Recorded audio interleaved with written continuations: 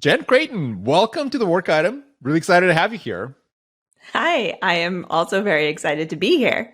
It's been, we rescheduled this a couple times, but I'm actually happy that this is happening. So for folks that are listening and they think, well, who is this awesome guest that we have on the show today? So Jenn, tell us more about what you're doing. So you're an OSS engineer at Apollo. What is that all about? So I work at Apollo GraphQL on an open source project called Apollo Client. If you're using GraphQL on the front end, you probably use Apollo Client. And that's the project that I dedicate my 9 to 5 to. Tell us more about what is GraphQL exactly for folks that might not know, because it's I know that when I used GitHub API, at some point they said there's a GraphQL endpoint. What is that all about? Yeah, so GraphQL is the new hotness, which I say with some sarcasm because it's not new, but it is gaining more and more and more traction. So GraphQL is a query language for your data.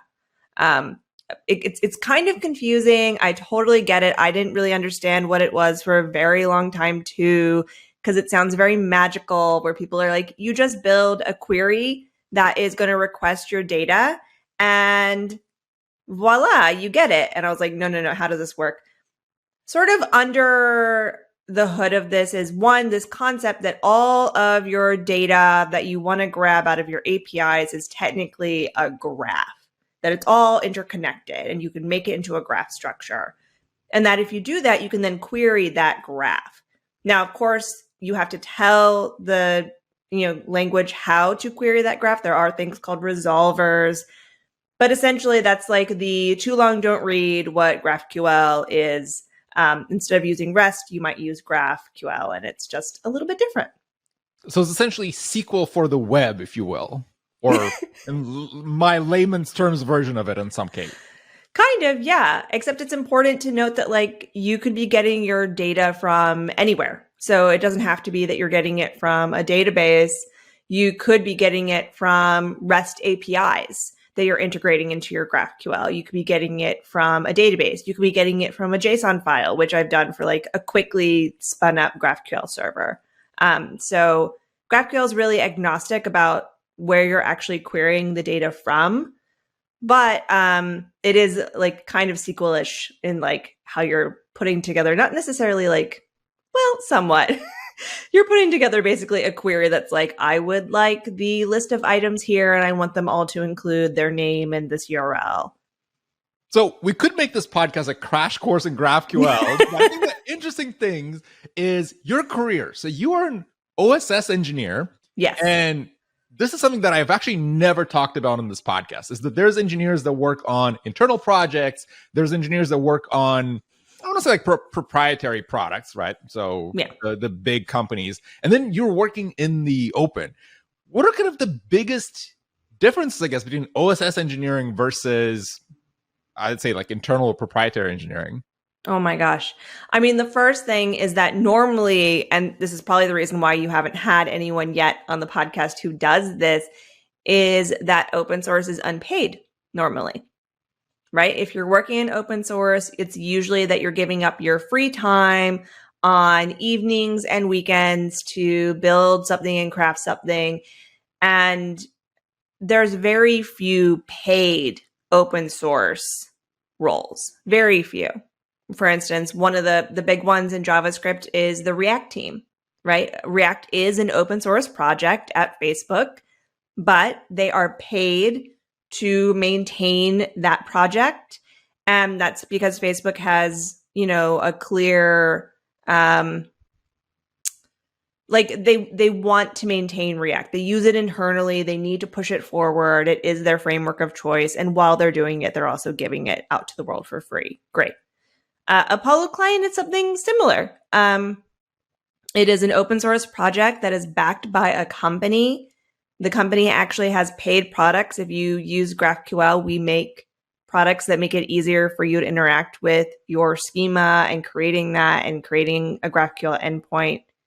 But a lot of people get to know Apollo through our open source work. So we pay people to invest in the open source work and make sure that Apollo Client is a library that people want to use. And same for our other open source projects like Apollo Server, for instance. And it is very different from product engineering. It is very, very different. I cannot emphasize this enough. For one thing, it does not always have a clear definition of what you're going to be working on. Whereas when I was a product engineer in UI, I had very clearly defined stories, or we knew how to get all the information that we needed. Open source doesn't really have that. Sometimes, occasionally, but for the most part, you are looking through issues that people have brought up, or you're thinking about larger problems. You're doing a lot of research and development, and a lot of stuff gets thrown out. The influx of people asking you for things is really high if you're on a popular project. So you just get this huge, huge influx of people asking for things. So yeah, it's very, very different. Now that you're bringing up a very interesting point that I actually have to think about. So when you're working in the open, you do get a lot of feedback, right? Like because it's open source, everyone assumes that I can just tell the team to do exactly what I need because I have this one edge case that I need this team to resolve because this tool kind of gets to what I'm trying to do. And the tricky part there is, how do you balance that with the priorities of your own product team? Because in the case of Apollo Client, I'm sure you have your own priorities that you feel are, top 5 important things that we need to solve this quarter or this year. How do you balance that with community feedback where somebody is asking for more features or maybe a refactor of some other part of the tool? How does it work? Well, I always compare it to when you see something on an application in the design and you go up to the designer and you say, I think we should add this button here. Ooh, okay, but are you the designer? Do you know why they did that? Instead of giving people the exact thing that you want them to change or add, it's better to give them a broad problem that you're having. Because once we get enough people having that broad problem, we will figure out a way to fix it for you.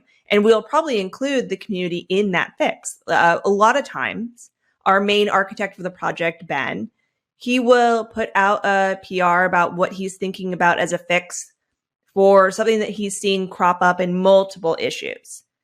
And he wants feedback on if that resolves people's issues. So if you have one-off thing and you're telling us specifically how to do it, we're probably not going to take that into consideration, but we are going to take into consideration that you're having a problem. And because we are the ones who are dealing with the influx of requests, we're trained to look for that problem appearing multiple times. So as soon as we get an inkling that something is happening all over the place, we know that something isn't quite right and we need to fix something. Either provide a new API or documentation is missing or something's gone wrong. So that's usually how we balance it, is actually by how often we're hearing the complaint, how many people are saying this is a problem. And sometimes we will get, of course, something that's this is an absolute bug that needs to be fixed right away. And we will hop on it as quickly as possible. If it's really something bad and, we didn't mean to put it in there, or someone's having some major issue that's blocking their app and there's no workaround, we'll hop on it. I promise you.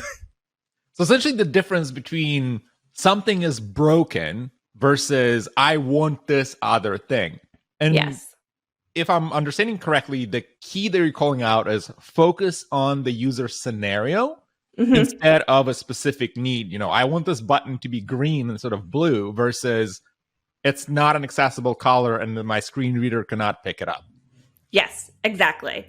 If you give us the broader problem that you're having, we know the library really well and we know what actually it'll take to get you something better. And we're so happy to have your input on what we decide actually is the thing that we want to fix.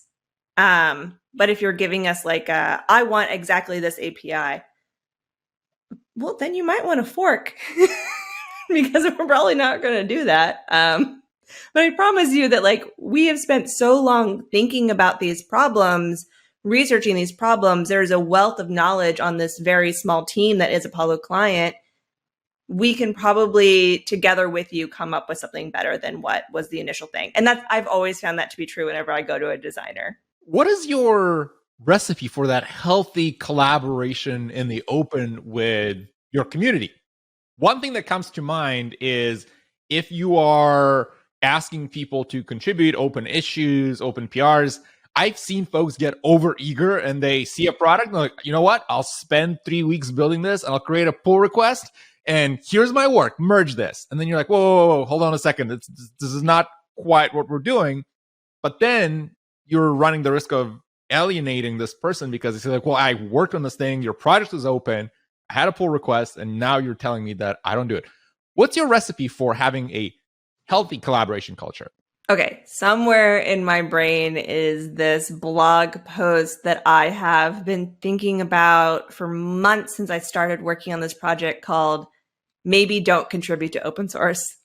And I really mean this in the nicest of ways because I think people misunderstand what open source is and what it means to contribute to open source. And that is not their fault, actually. It's what we've been told, right? We've been telling people for years, contribute to open source. It's a great way to grow as an engineer. We totally forget all the caveats about that. Like, if you stepped into your job on day one and decided you were just going to work on a thing without talking to anyone, spent 3 weeks on it, and then opened a pull request, like, how do you think that might go, right? Like, it's probably not what we were working on, probably didn't align with business objectives. Maybe you accidentally took work away from someone else. Open source is actually no different in that regard, especially when you're talking about open source that people spend, like, it's a very like high value project that people are either paid to do or working on a lot in their free time. The truth is that to contribute to open source, you need to know the code base really well. And you need to know the people who are the maintainers really well, because they're the ones who can tell you if you're about to spend too long going down a rabbit hole, right? And not all open source projects are really good about tagging their issues with good first pull request, or the size of this one isn't too bad, or actually having the time to have that back and forth with people. So a lot of times in open source, you'll open up a pull request and it will just languish. Because again, like, tons of influx coming into the inbox, issues, pull requests, comments, I have problems, I need this. Not enough maintainers or people who know the code base really well. So the healthiest thing is, if you really do want to contribute to a project, take a good while to look around the project and see how big it is, how many pull requests they actually take, because maybe you can go ahead and get a sense that they don't really have the time for that sort of work, or the code base is like way more intense with like special little caveats everywhere that you wouldn't know. That happens all the time. And know that, like, you do not have to contribute to open source. You don't. Like, it's okay. It's totally okay if you don't want to, if you don't have the time.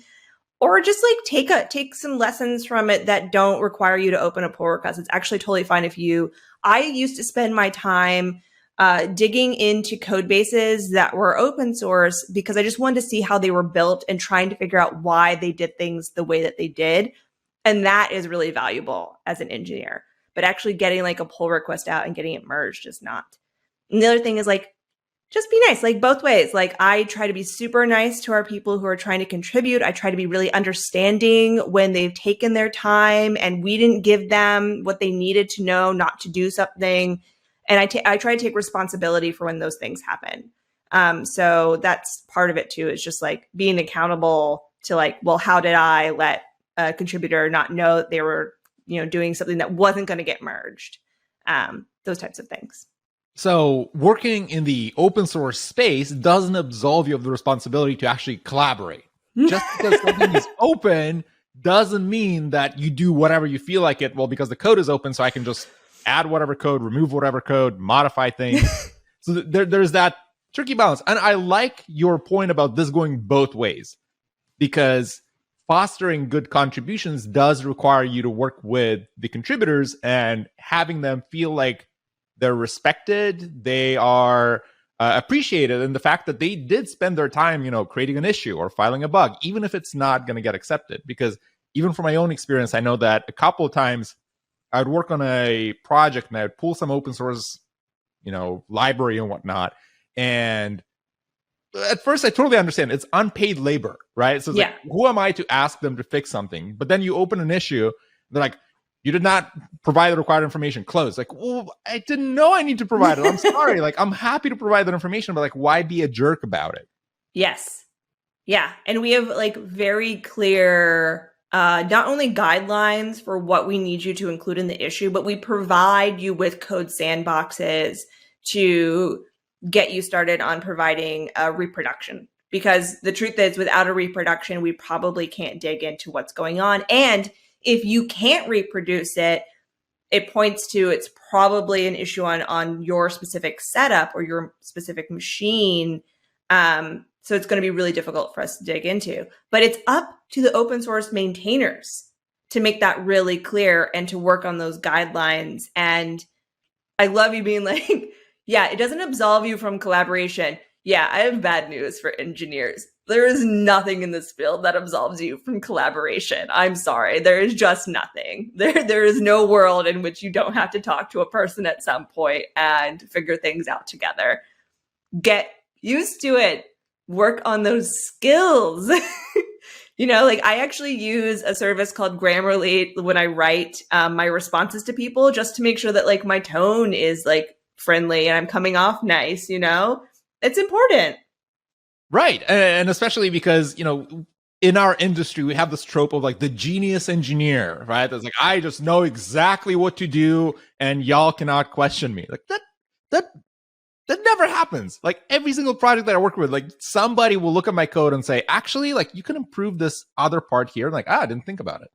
Also, if you talk to anyone who's ever worked with someone like that, they're likely to tell you horror stories, right? They're likely to tell you about the things that broke because this person didn't bother to ask anyone, or just like how they felt working with this person. But to be honest, it's almost likely like they took down prod, they did this thing that nobody expected them to do, and they didn't have a warning, like all the time. It's like, it's never good. And in those cases, there's always an excuse like, well, actually, you did not build prod correctly, and I fixed it, so... Now you know. How do you scale the open source support? Yeah, like what's the process? Because big projects require a lot of time, a lot of commitment, a lot of effort, and again, like we mentioned earlier, that there is work that you're doing already as an employee of the company that needs to be done, and at the same time, you need to triage issues, engage with collaborators. What's that balance between those two sets of responsibilities? Because usually that is hard because, again, it takes a lot of time to manage an open source project, let alone one that is very actively used. Yes. So I get very stressed when I'm working on something that's not triaging issues, because then I'll go and I'll look at the issue count and it's slowly going up. And I'm just sitting here being like, no. But I need to concentrate on this thing. So there are some days that I actually I don't go to the repo in an effort to not have that anxiety of watching that issue count creep up slowly while I'm trying to do something else. There's no real, I would say, set balance between me doing research and development or working on, for instance, a new API, or triaging issues and maybe fixing some of those bugs, right? There's actually no set amount. It really has to do with what I want to prioritize that week and what my team has decided is the priority for us. So if the issues are kind of piling up, I kind of want to go triage and see if there's anything that's gone wrong lately that we need to fix, batch some things, maybe close some comments or ask for reproductions. Those always feel really nice. If I need to work on something else that's well, actually, this issue is a legit bug and we need to get a fix out soon, I will close down GitHub and I will work on that until it is complete. And then I will go back to something else. So it's really up to me personally. what I want to do, talking with my team. It's also up to like me to manage my like stress levels with these types of things. And I feel like that is more pertinent in open source than I thought it was going to be. Like my emotional regulation is like, has to be like way higher because I don't actually know every day what I'm going to be working on. And you're essentially okay with the fact that there are some of these unknown unknowns. I wouldn't say I'm okay with it. I've been living with it for like a year. And it's really hard not to have those like set boundaries of product work. So actually right now, I'm actually taking a break from open source and I'm working on a product team in Apollo to give myself some break to make sure that like I'm still doing okay with these sort of unknown unknowns about the project. I like that. I like the refresher in the career path because sometimes doing the same thing over and over can lead to burnout. I don't know. Yes. I've experienced a lot of that where you're just kind of like, I'm just tired. I don't want to touch any of this. Yeah. And usually, so my whole career has been in startups. And in a lot of cases, there isn't the opportunity for you to move teams because you're probably on the one team or one of two. And you're like, you know, who's on the other team. And you're like, no, I'm not going to go to that team. Like that happens a lot in startups where you join for one team. And after a year, you're like, I would like to do something else. And to do that, you have to actually leave the company. I'm really enjoying being able to be like, I need to work on product for a bit. Can I go work on a product team? Oh, this feels so good. Yes, daily stand-ups. Oh, yes, little tickets that I can grab. Oh, thank you. Thank you. Generally, change of scenery, I found it to be super helpful even for me across companies, teams, because doing the same thing too long, it literally makes you go, I don't want to be in this industry anymore. But then all of a sudden you're like, you do something else and you're like, maybe I'll stick around for some time. It's like because it's an endless marathon. You know, I worked at one company that like every time we got like a major project done, there was not even a moment to like step back and celebrate. It was just like, let's slot the next work in. And you just get tired because you're like, oh, this is never going to end. And it won't. You got to switch teams. You got to go do something else, or you know, take a very long vacation. Sometimes that's good enough for you, but sometimes you just need to switch what you're working on to like, you know, keep going in this field. Also, like sometimes you can just feel like every problem got solved, or like the problems are too big to be solved. So it's just like a whole bunch of different things that could happen.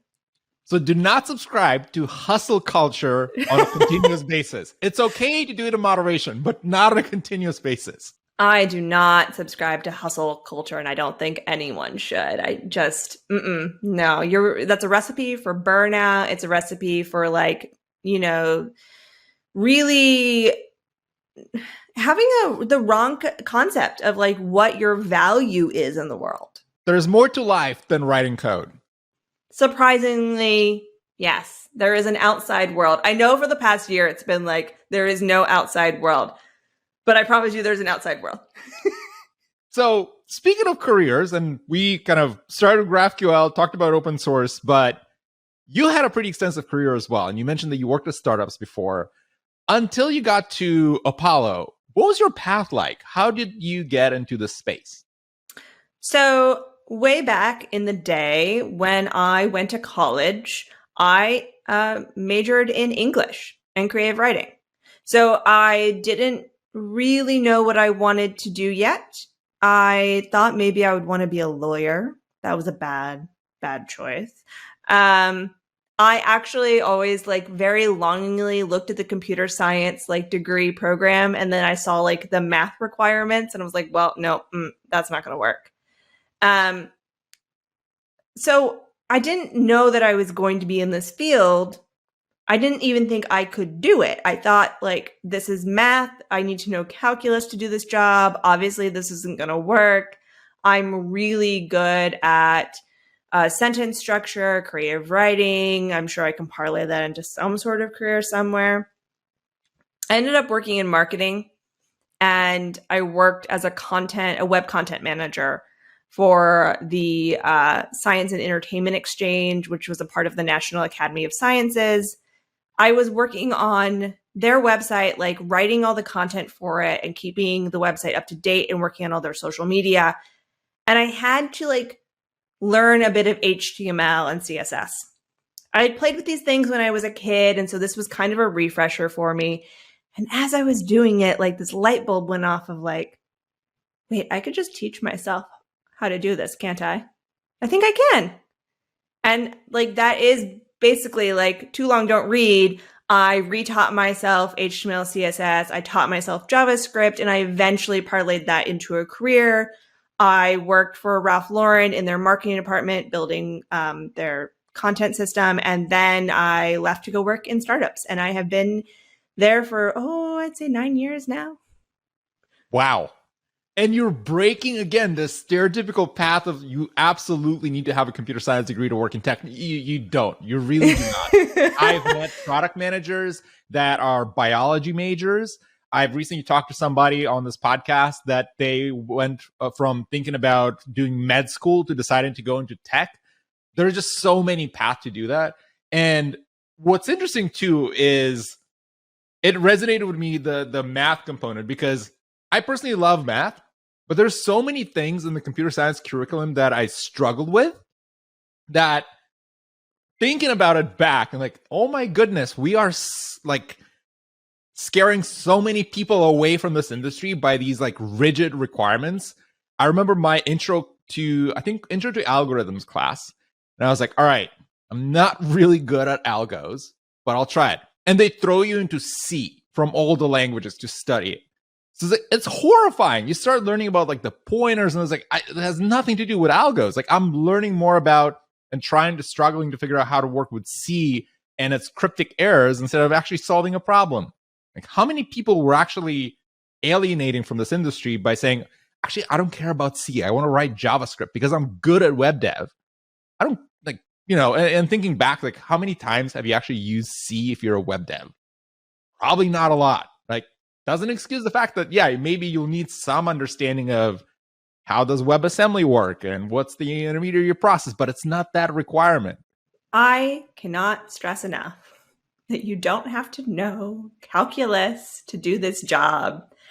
And that depending on where you're wanting to go in this field, you may not need that hardcore algorithm knowledge.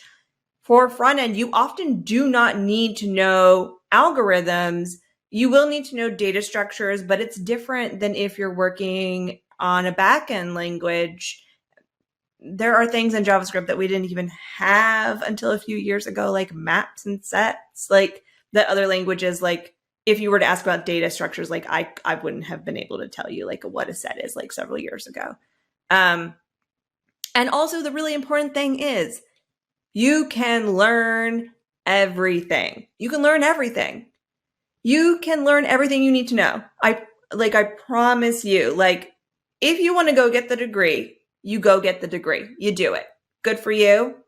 I am happy for anyone who wants to go get a degree and who feels like they need that in their back pocket. I totally get it. But if you also just want to teach yourself, you can in fact do it. It's very hard, but you can do it. And as you are going along in your career, no matter which path you took, you are going to have to learn things. There are going to be new things that come out. People who've been working in this field longer are going to teach you things. That is the part of the job that is never actually going to stop. So beyond like, oh, I need to know Big O or anything like that. No, what you need to know is how you learn. Figure out how you learn. It will be one of the biggest assets to you in your career. If you can figure out, this is how I take in information. This is how I get it into my brain. This is how I can conceptualize things. That is the most important thing for you. And the key part here too is that I'm now thinking about it. You brought it up, and like it reminded me of the tweet from, I think it was Tim Urban who posted that, and he said, if you're reading an article that makes you feel stupid or that you don't understand, it was a poorly written article, like, or a tutorial. If you're reading a tutorial that teaches you how to do something and you come on the other end saying, okay, I get it, it clicks with me now, it means that whoever wrote it put a lot of effort into it. And the thinking back about some of the coursework, the fact that I did not understand it well, it was not because I'm not good at X. It's just because, like, precisely like you called out, I did not know how to learn. It was not tailored to my approach of figuring this out. And I struggle with this too when I try to get into machine learning. And you read all these articles and they're like, you know, that meme about like how to draw like an owl and like start with a circle and then draw the rest of the owl? Like, that's exactly how I felt. It's like, I don't get it. But then you read a good book that's written, I think it was by the PyTorch founders or the original engineers. And it's like, it clicked. And it's the exact same material. It's the exact same product. It's how it was delivered and how I could learn from it. So I love the idea of kind of the meta skill, figure out how to learn. And that unlocks a lot of doors. But you went through I want to say like a less traditional path to technology. Do you feel like your knowledge and skills in writing and kind of putting together a good narrative helped you become a better engineer? Yes. Now, the caveat being that doesn't mean that you need a background in English to be a good engineer. I just think that the way that my brain works, the way that I conceptualize and think about things, and the way that I structure things has a lot to do with that background. And those were skills that were with me since I was very young. I was already like, my teachers, my parents, they knew I like to write. I'm good at it. I like to be descriptive in the things that I do. It is no surprise to me that I became a front-end developer because I like visual things. I like creating narratives. And to me, that is what front-end development is. Especially, no surprise to me that I love React, like that's been one of my frameworks. I actually gave a talk at React 2019 back when we had conferences in the before times.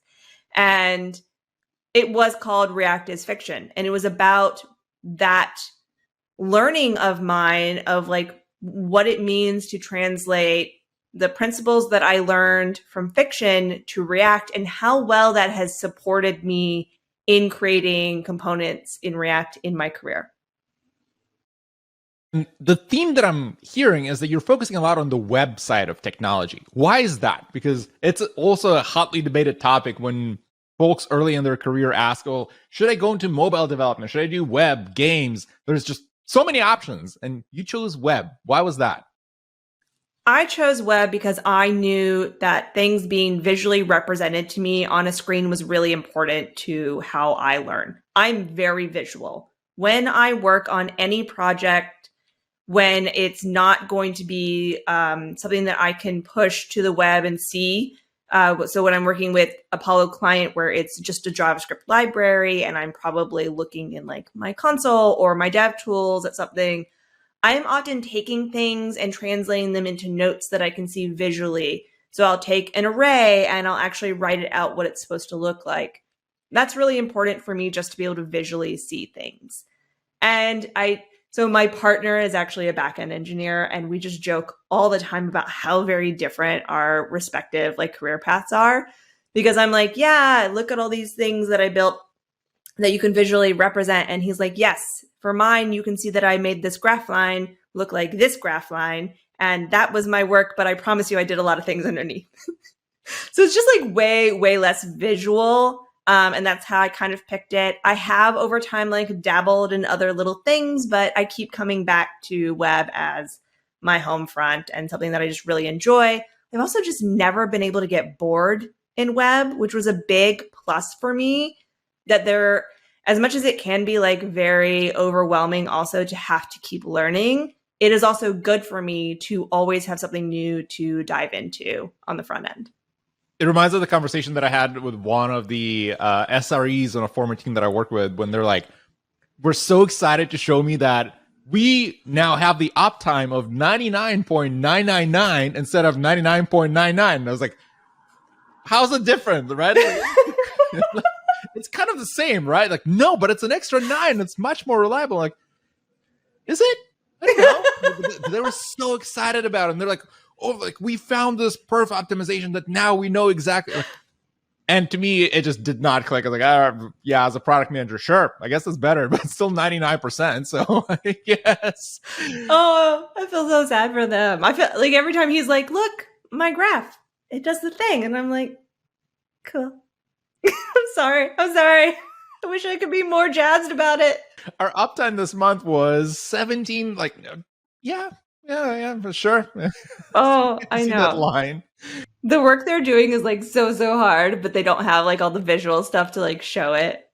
Right? Well, now that you mention it, that's so true. Because as a backend engineer, if somebody asks you, okay, so what are you building? It's like, well, you go to this website.com, like, that's me behind the scenes. Like, but which part of it can you show me? Like, yeah, it's there. Trust me. You know how your name shows up on the screen? I made it possible for your name to show up on the screen. Right. You don't need to log in. Like, yeah, but the web actually evolves very, very fast. And I want to know, how do you keep up with everything that's going on? Because to me, every time I read Reddit or Hacker News or anything web related, every day there's a new framework. There's a new approach to doing things the right way and an approach to do things the wrong way, apparently. And jQuery is apparently not the new hotness lately. So how do you keep up with everything and make sure that you know what things are changing in the space? All right, here's my secret. I don't. The secret is I don't keep up with everything. I choose very specifically the things I want to keep up with, right? And usually that has to do with what I'm doing at my job. So right now, I want to keep up with GraphQL. I want to keep up with React because it's very important that Apollo Client is agnostic about what framework you use it for, but a lot of our users use it with React. And so it's important to me to keep up with that space. Things I'm not going to pay attention to currently, CSS. I love CSS, actually. I adore CSS, and I love making things pretty. But right now, if you're going to talk to me about like what's going on in the CSS community, I haven't had the time, nor is it really important to my day-to-day work to keep up with that. Now, I'm shifting back into product work for a little bit, so I'm probably going to actually have to go and see what I missed. What's nice about this approach is that you have decided what's really important to you, and you can figure out the resources that work for what you're doing. You can change it over time as your job changes. And if you need to go back and learn something that was, coming out like in CSS, like that I've missed over the past year, there are probably really good resources for it now. There's probably less hype around everything, so you can actually like winnow down like what you actually want to learn and what you want to focus on instead of new framework every day. Well, after a year, most of those frameworks don't exist, so you can just go look at the ones that made it. So there are some nice things about like that approach. Now, that means that, when I talk to people who are engineers and they're like, oh, blah, blah, blah, and they're talking about something I don't know, sometimes I can feel a little like, oh, I missed out, that little FOMO feeling. But also then I'll just be like, yo, you're jazzed about this. Tell me more about it. I personally have encountered that issue where I wrote so much Python and C# code lately that I totally missed the train on this thing called SCSS, which apparently introduces variables. And recently I was going to remodel my blog and I realized, what's this SCSS file? And I had to read up on it. I did not know this thing existed. But it's because, again, it changes so fast that I just couldn't keep up with all the web stuff that's happening. And probably that's why I'm much more comfortable writing like system level code than it is with web. But does it matter for folks early in their career to, I want to say, specialize around a specific tool chain or framework? Because from a career perspective or potential growth perspective, or somebody that doesn't work yet at a company and wants to work somewhere, they usually look at these things where, oh my gosh, like monster.com has 17 million jobs asking for AngularJS and not React. And these kind of benchmarks that I don't fully subscribe to, I don't think they're that important. Does it matter which framework or language you choose early on in your career to kind of get started? I mean, the complete and total truth is I don't know. because it's been a long time since I was in that position. So I'm not actually really sure. I can just tell you what I did. But at the time that I did what I did, frameworks were not such a big deal. So I learned HTML, CSS, and JavaScript, and that's pretty much what I focused on. Now, jQuery was really popular at the time, so I did learn jQuery. I think if something is really popular at the time, it's good to work with it. If you want to if it just really clicks with you, oh my God, go with that then. By all means, if it really clicks, then what you're setting yourself up for is to know something really well and to get deeper with it. And that's not a bad thing. But just forcing yourself to learn a framework because someone told you it was the new hotness, or there's a lot of searches for Angular. I don't know. I don't know that I would have done that at the time. I just mostly went with oh, I will tell you that what I did though is I looked at a lot of job listings and I looked to see what were their required skills and what were their nice to haves.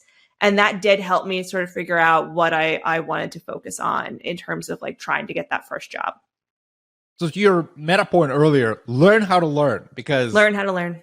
If the frameworks change and tomorrow it's going to be Vue.js that is going to be the best thing, well, if you know how to operate and make sure that you can, quickly figure out how it works and how to plug it in, it's going to help you way more than subscribing and saying, I'm a Java developer and Java developer forever, because we don't know.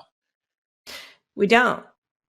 And people make people make different claims about how you should go about this when you are earlier in your career and you want to get that first job, or you're trying to get your second job, right? And a lot of people point to go back to basics. So go back to HTML, CSS, and JavaScript, because anything that's going to be built on the web is going to be built with those in mind. I can't say if that's 100 bulletproof point, but I do think it's valuable to know the things that in your field are staying constant and the things that are actually changing. And that'll help you sort of figure out your roadmap for learning things. That's a good one. So learn the fundamentals, understand how to compare a number with a string in JavaScript and what the perils of that are. And was there a couple of years ago that Batman talk of the no. Oh yeah. I forgot about that. Right? That was funny.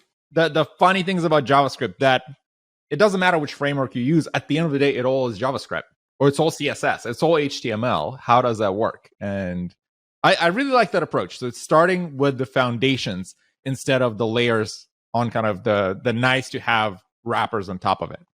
But go also with what makes sense to you, because I have heard also that people start with some frameworks and then go to the basics because the frameworks just help them get something going quicker. That's not a wrong way to do it. Do whatever is going to work best, again, for your learning style. What is your personal learning style, speaking of which? My personal learning style is that I need to read multiple resources on something. I need 5 to 6 articles on something. I have a lot of questions. I will go into rabbit holes to try and figure them out and then come back to an article. I am very I hop here, I hop over there, I hop there, I hop there. I like to have just a ton of resources when I'm learning something. When I learned TypeScript, I bought 3 books and a course and something else. And I will do them all bit by bit as I learn things. So that's really how I enjoy learning. And when I get stuck, I need to figure it out. And so I will go down that rabbit hole to get unstuck. So what it sounds like, it's not only just reading, but also applying it. It's actually learning by doing. Yes. I think that's the mistake that a lot of folks also make, is they can say, I watched 10 YouTube videos and I still don't get it. Yeah, because you didn't try any of it. The fact that you watched 10 YouTube videos doesn't mean anything. Yeah, I need the combination of the two things. So I need to be reading about the technology, playing around with the technology, seeing someone else use the technology, and combining all those things actually really helps cement it in my brain. I love doing practice exercises. When I am curious about why something isn't working, the first thing I do too is I open up my browser console and I start to write code. I'm just well, what does this work the way my brain has conceptualized it? Yes, no, give me the quick information about if this works the way I think it does. And that usually helps me. So skill growth, very important. What about career growth? What's your thinking around the progression on the engineering career ladder? I hear that often from folks that I mentor, and they're like, well, I want to become a senior engineer. How do I get there? How should they be thinking about their progression from the very beginning? And again, from your own experience, how did that work? So, okay, my own experience was that I worked for a year and a half for Ralph Lauren in their marketing team. I wasn't really growing as an engineer. I was using a lot of, it wasn't a very difficult job, that one in particular. So I actually had a lot of free time. And I spent that like doing JavaScript courses and playing around with things and making prototypes and stuff. And that got me into my next career or my next job. And I still would say I was like pretty junior at the time. I'm not a big fan of the term junior. I prefer to say people are early in their career. And that's mostly because people just tend to say junior in a really derogatory way. And I just don't like it. They're like, oh, well, they're a junior engineer. Like, they're just early in their career. Why are we talking to them like this?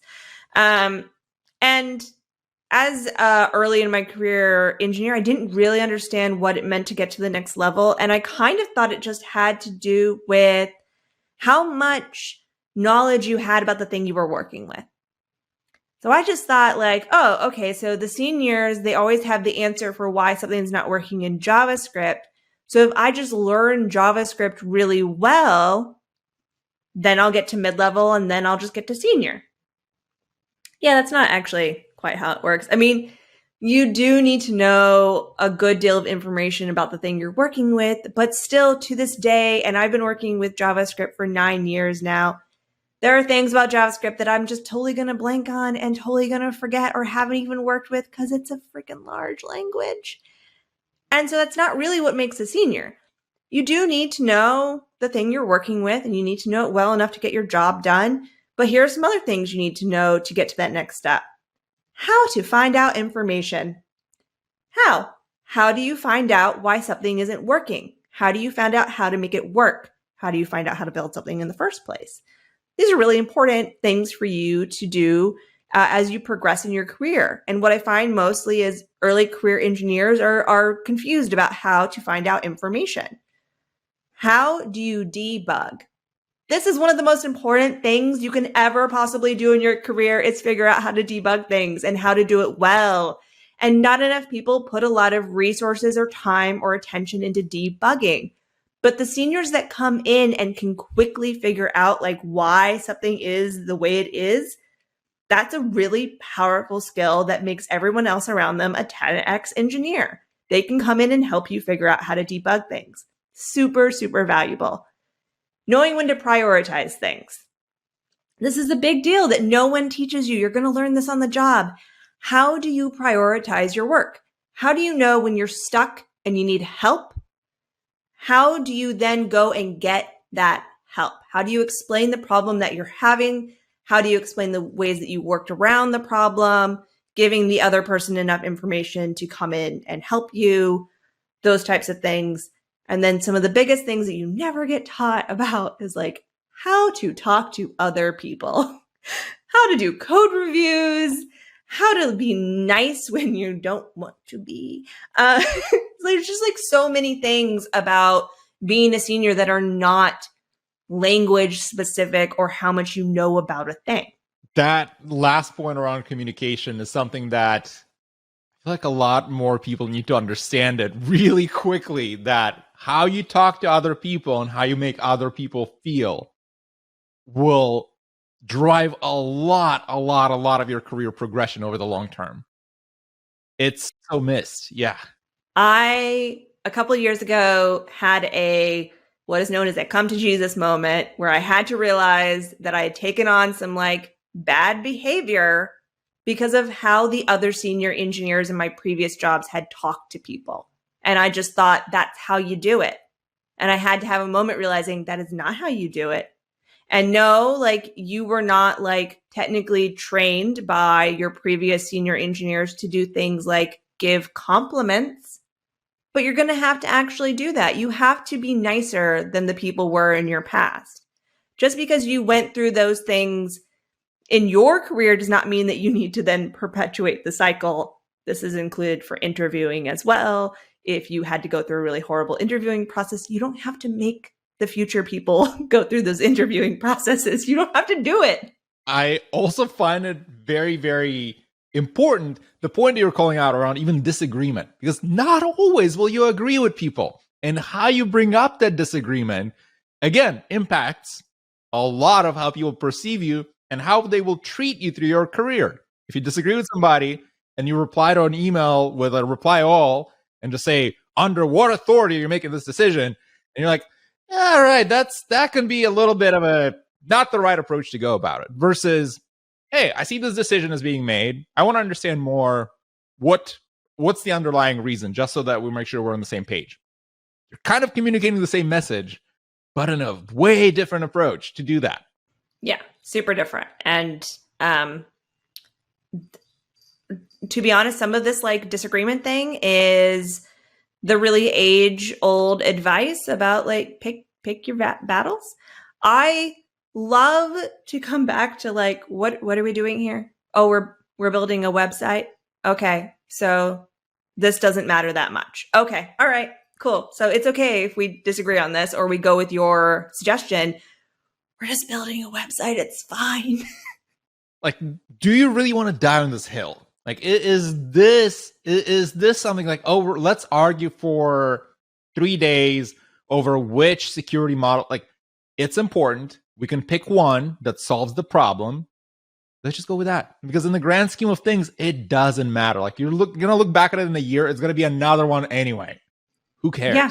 It just, to be honest, a lot of our decisions, like, end up not mattering at some point. Right. 100%. It's the things that I'm thinking back of I helped drive when I first started my career is like, none of this stuff matters. Most of the stuff I wrote is not even there anymore. Okay, like most of my old code is gone. I think that's another very important point for engineers to realize is don't get too attached to the things that you're building, because you might find a better way to do this in a year, in 5 years, 10 years, whenever. But just because you built this now doesn't mean that you have to like protect it at all costs. Like, nobody changed this, nobody touched this, it's mine. It doesn't matter. It just do things that are impactful, that are important, and solve a customer problem. That's all. And do it in a nice way that people actually enjoy working with you. But yeah, right. I think that's going to be the summary of this entire podcast. But Jenn, in addition to being an engineer, you're also a fantastic speaker. How did you develop that muscle? How did you become well, I want to even take a step back. What helped you become a good speaker? Because again, common trope, engineers, very introverted, not really good at speaking to people or even about things that they might be passionate about. What worked for you? I am an introvert, like a hardcore introvert. Like when lockdown happened, I was like, I am going to be good. I am good through all of this. I don't need to see anyone. And like for months, that was true. I did really well with it. But I do really love public speaking, which is wild because public speaking is one of those things that people are so afraid of. Like they will say, I would rather die than public speak. Like, and I'm like, it's a near-death experience. And I seem to get a thrill out of it. Great. To be honest, like some of my speaking ability is just really natural. Like I have a voice that carries, like it just does. I can't help that. And I just really like to tell stories and be really animated in front of people, even though I'm an introvert. But the other thing that I've done is I put a lot of care and time into my talks and I practice the hell out of them. I will be in my hotel room before a conference talk, practicing the talk, making sure it's good. Doing it with my coworkers, making sure my voice is not monotone, being really, really like, I'm not a big fan of always being critical with yourself, but when you're public speaking, be critical of what you're putting out there, record yourself, look at what you're doing. It is like very helpful if you want to get into that space to like be able to look at what you're doing and have like a really good sense of if it's good or not, if you would be enthused to watch that talk or not. And it's super awkward to listen to yourself talk at first. And I remember when I first started this podcast, and then one of the folks that I was talking to, they're like, you should start listening to yourself and catching the things that you say and how you say it. And I was like, I don't listen to myself. I don't want to hear my voice like for an hour. Are you kidding me? But then you start doing that and you're like, I actually use the word like quite a bit. Or I say this one thing quite a bit. Maybe I should say it less. But nobody else will tell you other than yourself looking at that tape and seeing how you're doing this. Yeah, and we all have little things that we just do like naturally. Saying like is one of them. I do it too. I love to say 100%. I'm like 100%. Yes, 100%. And I'm like, you have got to stop saying 100%. Not everything is 100%. Doesn't equal 100%, girl. But who's going to tell you that other than yourself, right? Like a lot of people, Right. like, because if you ask people about the talks or presentations, like, hey, it went great. That was good. Yeah. No, this is not what I'm looking for. Tell me how I can improve. Yeah, no, it was good for you. Sure. What can I do better? There's 100%, the word that we can do better. But for an engineer that is wanting to become a good public speaker, where should they start? What should be their starting point? Now, right now, obviously, there's not the same type of opportunities that were around when I started speaking, which I mean, like actually being in person with the people. So things are a little different right now. If you want to get into public speaking, I would, you're welcome to do it now, but a lot of the times now what you're doing is you're recording the video and sending it off. If you want to do it in person, when we're back to in-person conferences, you can either apply to conferences or to meetups. It is really up to you what you want to do. But one of my other favorite things is start speaking at your company. Talk at your company. Talk in small groups at your company. If you have a bunch of front-end engineers, make a meeting, throw it on the calendar, show them something interesting that you've done, and just get used to that. Then you can start doing meetups and conferences. Or if you want to do it the other way, go big. Go for the conferences. Go for the meetups. You'll have like a lot of lessons either way, but the most important thing is that you just like get yourself out there and practice as much as possible. And people are generally very receptive to these, what I refer to them as lunch and learn, where Yes. I'm just going to show you my project and it can be a half an hour presentation. Doesn't need to be very long, but just like, hey, here's this cool thing that I built. And I think it helps our team. People love it. Yeah. It helps everyone. It gives you a good reputation in your company. Like, definitely do it. Right. And as with everything else, it takes practice.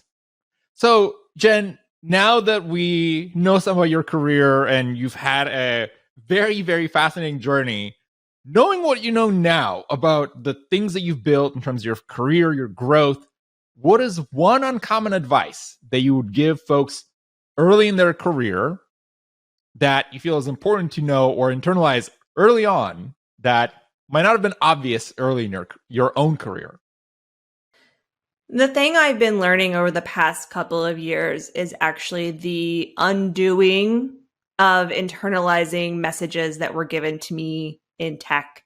And as much as possible, while we have to do certain things to get the roles that we want, be seen a certain way, this happens all the time if you're underrepresented or you're marginalized in this field, that you have to conform to the larger set of things just to get a little farther. Know that once you've done that, you do not have to keep playing that role. As soon as you get some authority and some power, you can really change how things are done. So for instance, like I fight for a very different interviewing structure and a different set of criteria for people because there is no need to put them under the stress that I have been in under my career for those types of things. So once you're in the door, focus on finding ways to make it easier or better for folks that come after you. Yeah. And you can't always do it like right away, like when you're earlier in your career, but later on, like just don't think that you have to be like everyone else was to you. You really don't. That's like the debate around, college loans. It was like, well, I paid my loans. Why should we not have why not make it easy for everyone else? Why would you fight for keeping the status quo? So well, I had to study cracking the coding interview to get a job. Well, right. Okay. Why do we have to make that the thing that you have to do for all of your life? I don't get it. Right. Like maybe whiteboard interviews are not the best way to go about hiring engineers. A strange concept for sure. Right. Just because we've done it this way. And that's another thing for engineers. Like just because you've done it this way doesn't mean it has to be done this way. So Yes. to get the kind of the conclusion of this podcast, Jenn, where can folks find you online? So I am pretty active on Twitter. My handle is girlcode, girl with a U. I also have my own podcast called Single Threaded. It just wrapped up its first season. Later this year, we'll do season 2. So check that out. It's been a pleasure having you here, Jenn. Thank you so much for joining us. Thank you for having me.